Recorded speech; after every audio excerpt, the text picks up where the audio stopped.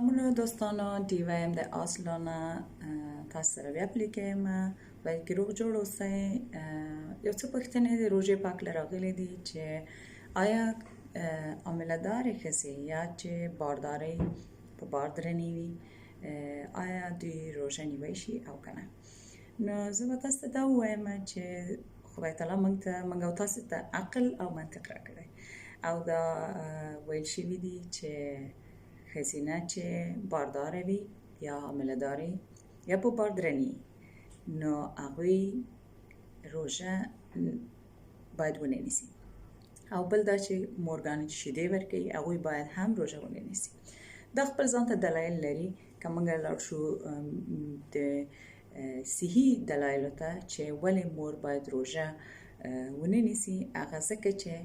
مور چې کله بارداره او یا حامله‌داره او یا په بار درنه هغوی په وجود کې ډیر زیات انرژي ته ضرورت لري، ځکه چې دا ماشوم چې دوی په بدن کې روزي هغه کې هم ماشوم کوم انرژي کوم اړتیاوې چې لري هغه د مور نه ځان ته جذبوي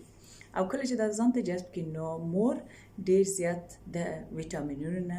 د انرژي نه خالی شي وجوده او خپل ځان ته هیڅ هم نه لري او دا د ښځې په جسم باندې اغیزه لري، د ښځې په ذهني حالت باندې ډېر سخته اغیزه لري او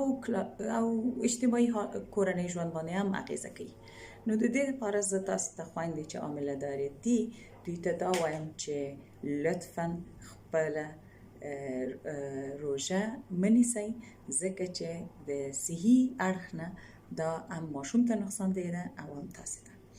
ماشوم ته ولې نقصان دی؟ ځکه چې ماشوم خپل ځان ته چې تغذیه اخلي د نمونې نه یا پلازنتا چې ورته وایي د هغې نه اخلي او هغه تغذیه چې مور باید خپله واخلي او بیرته ماشوم ته ورکړي هغه هغسې ماشوم ته نه رسیدل کېږي، هغه نیمېږي. یعنی چې کومه غذا که مثلا یو مور یو ګیلاس شیدې څښي نو د هغې سم و نیم د هغې درېیمه حصه 3 حصې ماشوم ته ځي، یوه حصه یې مور ته پاتې کېږي. نو فکر وکړئ چې کله ماشوم ته دا 3 حصې ونه رسېږي د یو ویټامینو نو هغه ماشوم خپله وده نشي کولی.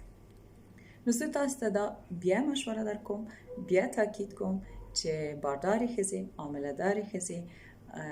او خویندې چې په بار درنې دي دوی د روژه نه نیسي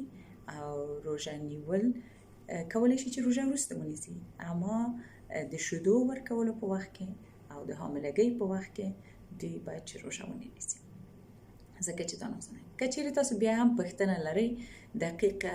یو پوښتنه لرئ چې غواړئ چې زه نور هم تاسو ته تشریحات درکړم او یا غواړم چې زه تاسو ته نور هم تاسو سره شریک کړم خپل نظر صحي معلومات درخه، نو تاسو کولی شئ ما ته میسج راولېږئ، کولی شئ چې ما ته خپل سوالونه راولېږئ او کولی شو چې زه په ویډیو باندې تاسو ته د دې په هکله چې ولې مور روژه نشي نیولی او ولې باید ونه نیسي نور هم به ووایم. تاسو ته ښه ورځ.